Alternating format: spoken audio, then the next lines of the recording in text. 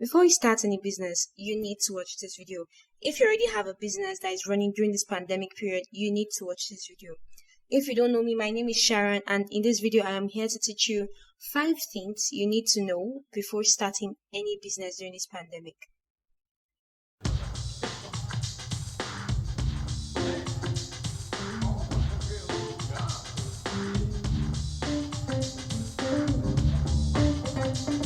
Before we continue, don't forget to click the like, comment, and subscribe button because in this channel, we're going to teach you how to move your finances from a zero to a hero.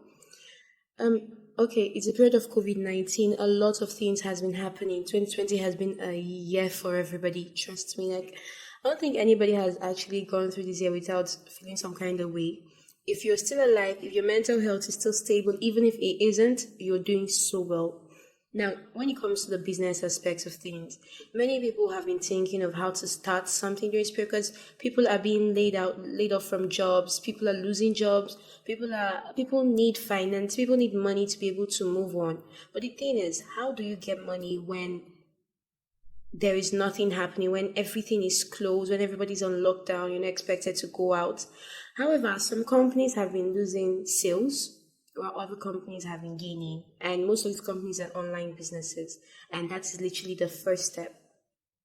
If you want to start a business in COVID-19 or during this period, I think you should go online. That's the first thing to do. And when I mean online, I actually mean things like sales, drop shipping, etc., freelancing, whatever it is. Just pick a skill you can do and just start a business. Now, the thing is, before you start any business, you actually need to know some 5 things to do, and this is what this whole video is all about. So we're going to be going in right now, we're going to be jumping in. Okay, so first of all, 5 things to know before starting a business during COVID-19. Well, I don't know, but this is literally close to my heart because okay, many of us have started businesses. I started a business, and okay, it's something that is for me, but I started a business during this period and it has been hectic. It hasn't been it hasn't been going the way I expected it to go, but like at the end, I think I'm going to just tell you the 5 things I have learned during this period. And because with these tips, you're going to be able to learn how to increase your sales, get a beautiful customer relationship, and just when you have that community, you'll be able to increase whatever you want. You have a tribe, you have a brand. These are people that are going to like help you. These are people that are going to stand by you. These are people that are going to buy from you. These are your target audience. So now these are the 5 tips, and just keep on watching. And also, if you do not want to watch this whole video, click on the link in the description box because everything is going to be transcribed to a PDF text just for people that don't want this. Okay? So first of all, number one, 5 things to know before starting a business. Number one, give value.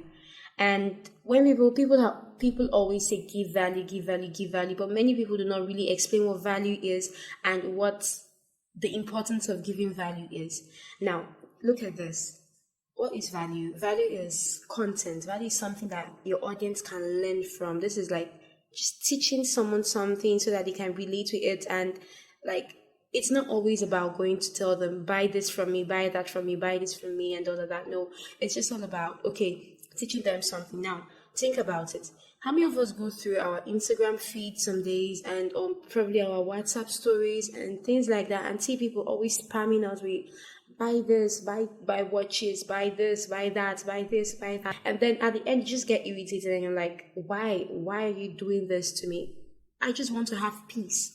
Now, imagine a different scenario whereby a person selling shoes teaches you how to clean your shoes, wear new shoes, get your shoes, look good wearing shoes, those kind of things. Now, that is value. So that's the importance of it. Value prevents you from getting bored. I don't know if that makes sense. Like, it helps your customer to resonate with you. It helps you and your customer to be on the same wavelength. It's like, okay, your customer sees that you're interested in they're interested in what you have to offer because you're not just spamming them. You're giving them actual content, actual things that they need.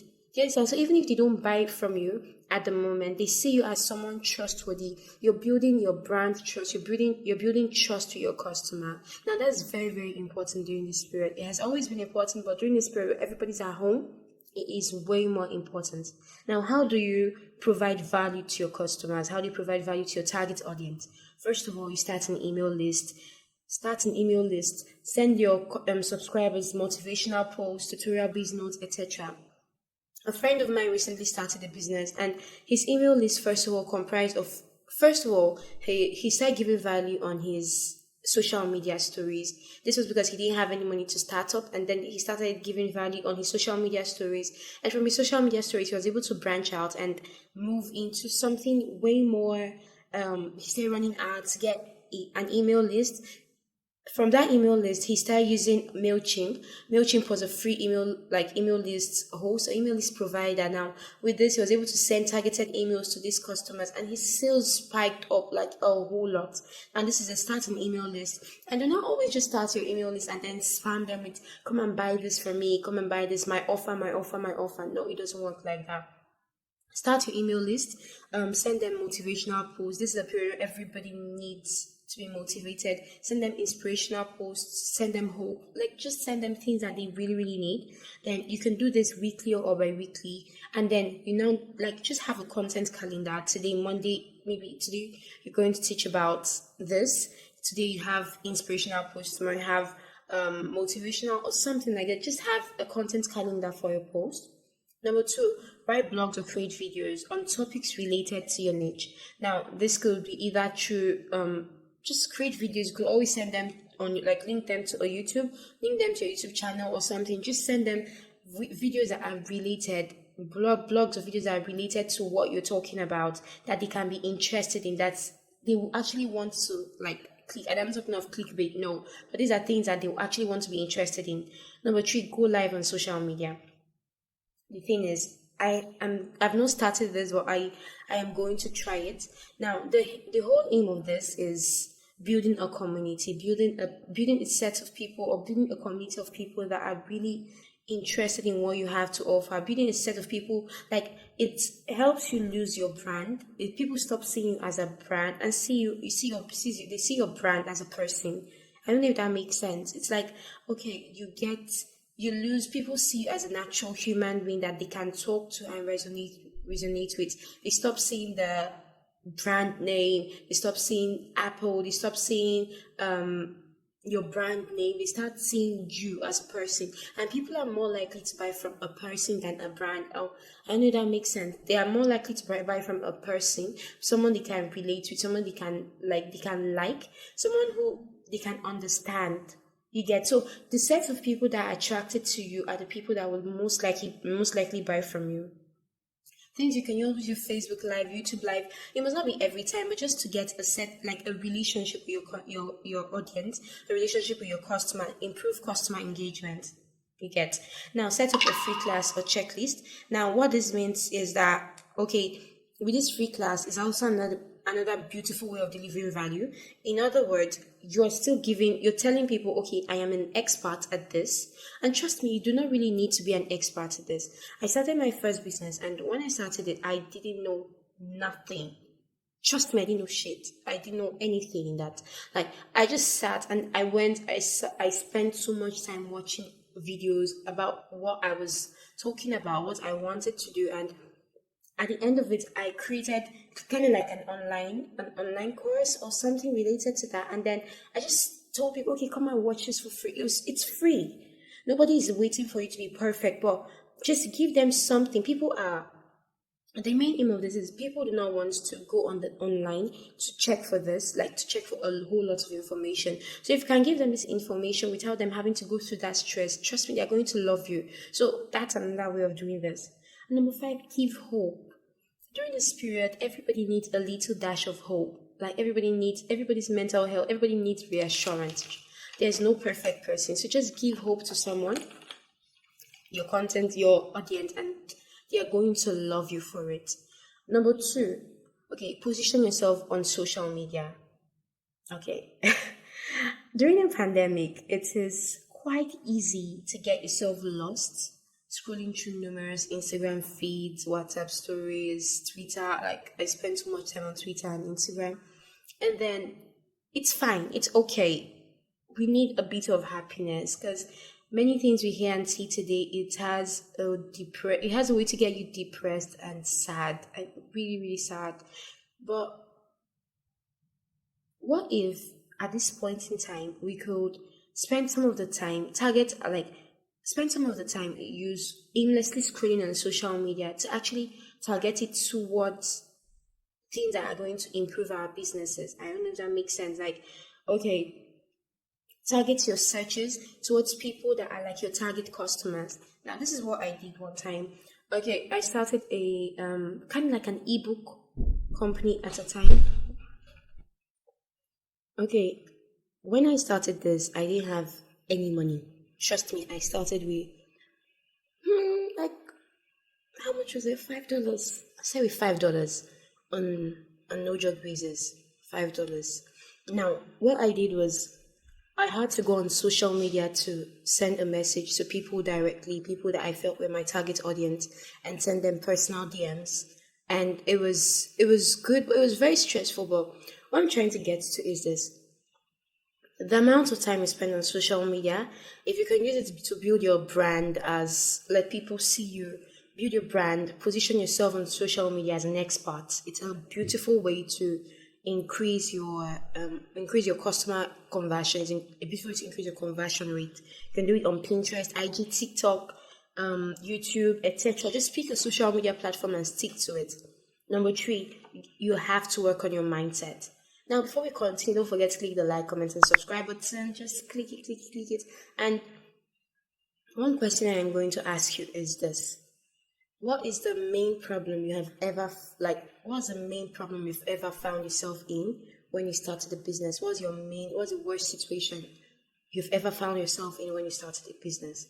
For me, it was starting a business and spending close to a year without getting any profit. Now, that was the worst. I literally almost cried. Oh well, it's fine. It's good. We're over that.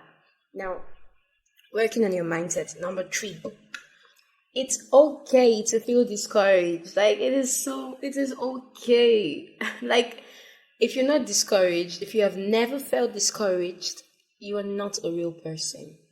No matter how happy you are, no matter how optimistic you are, if you've never felt discouraged, you're not a real person.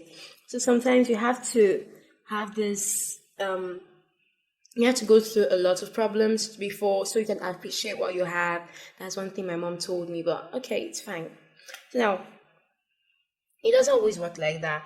Sometimes you have a dream. I don't know if that has happened to you, just say it in the comment section. You have a plan, you have a step-by-step plan of what you expect your business to be, or what you expect your life to be in a certain time, in a certain period of time, and then it doesn't work like that. It is very, very painful. Because it's like you have this step. If you're someone like me, I literally have a step-by-step plan. Okay, this is the estimated time, this is the estimated amount of time you have to do this, to do that. And then when it doesn't work, you get really, really hurt. So that's it.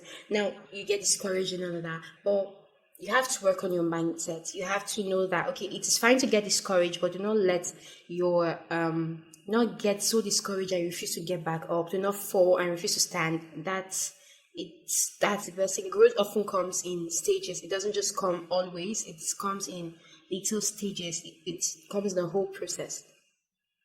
Number four, do not get so focused on the technical aspect of your business that you forget to have fun. Now, probably because of the kind of friends I have or things like that, I tend to have fun doing little things. But most of the time, it's like, as business owners, as people that are as entrepreneurs, business owners, we forget that our business is our business and we started it for a reason. Okay, yeah, it's okay to have started a business to make money. That is the main goal of everybody. If anybody tells you, okay, yeah, there are a few special people like that, but most people start a business to make money. Now, but the thing is, sometimes we get so focused on the little aspects of the business, okay, making sure that our business plan is perfect, this is perfect, that is perfect, that we actually forget to, like, live in the moment. We forget the things that actually made us start the business in the first place. Does that make sense? So it's like, okay, you just have to remember that you started this business for a reason. You started this business for a certain purpose, and then you just have to remember, okay, this is the reason. And learn to have fun with it, learn to move. That's because most of the time, if you keep on focusing on the technical, boring aspects of your business, I hate math. So if I keep on focusing on the income aspects of my business, revenue, all of that thing, I don't know what they are. I still do not understand that. But if I keep on focusing on it, I get super confused and I get super bored and I end up having a headache. And then it's like the happiness you feel from your business is lost. And what's the use of a business if you're not happy? What's the use of something that affects your mental health? And that's what I believe. That's what I think. Number 5, study your client's persona. Like study your persona, the persona of your client.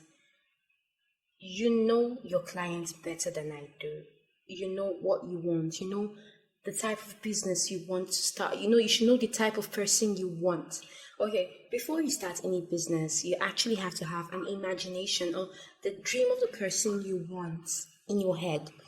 For me, when starting this YouTube channel, the first thing I thought about was, who was my client? Who is the person that I really, really want to talk to? Who is the person I want to vibe with? And then it came to my head that, okay, I want to talk to millennials. First of all, in my head, I pictured a millennial who is interested in increasing their finances, and a 20-something-year-old looking for probably how to start a business, how to learn more about financial independence, how to become more financially independent. And this was a person that I was trying to talk to. And I didn't want to talk to someone who, I didn't want to do it in a way, I wanted someone that could enjoy animation. I wanted someone that could vibe with the way I spoke, because, it's not, my way of speaking is not, my way of speaking is not so, should I say, it's not so normal, like, that kind of thing. But I wanted someone that could vibe with it. I wanted someone that could vibe with my personality. I wanted someone that probably had the kind of personality that wanted to have fun in the process, because that's me. I like that kind of thing. So this was the kind of person I had in my mind. And this is the kind of people I target as an audience. These are the kind of people I target as a client. So that is that you have to have your client's persona in your head. Specify, speak your client's language. Do not try to, when people say niche down, they actually mean niche down. What it means is this: you cannot speak to the general audience. Now, this is what happens. Many times, the person that wants to speak to the general audience, they want to speak to, okay, let me give you an instance. When I first started, I started a copywriting business a few years ago, last 2 years, something like that. And when I first started, and I was watching a video, and the person said, go on Facebook and then advertise, tell people, okay, I'm a copywriter, I am this. And then I went on Facebook groups and I sent the messages to people, and I was like, okay, I'm a copywriter. And it was ignored because that was not the target audience. People really did not look at what I had to offer. But at the point when I started targeting it more, when I started going to niches of people that needed my services, I found out that, okay, the conversion rate increased. So it's like you have to know your targets. You have to speak your client's language. You have to know the kind of language you speak. If it is accounting, if your clients are interested in accounting services, you have to talk about return on investment, things like that. I don't know what is. If it's copyright, you have to talk about emotion and logic. You have to talk about those kind of things. If it's graphic design, you have to know about Photoshop and all of that. Now you have to speak your client's language. You have to speak in languages they can understand. Yes, that's the main thing. Now, an additional tip for you.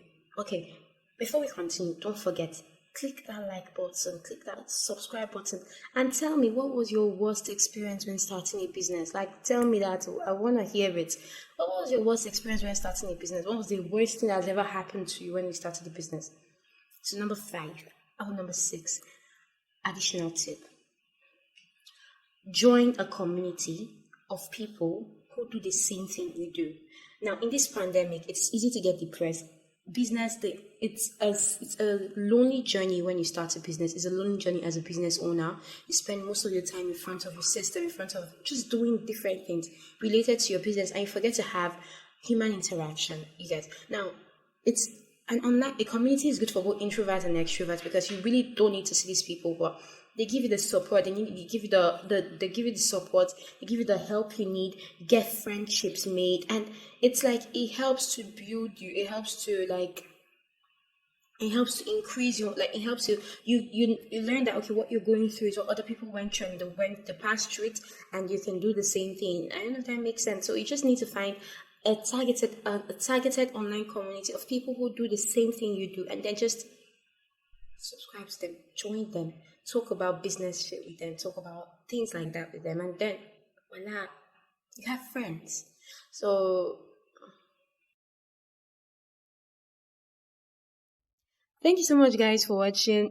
In case these videos have helped you in any way, just click the like and subscribe button, or just tell me what you learned from it.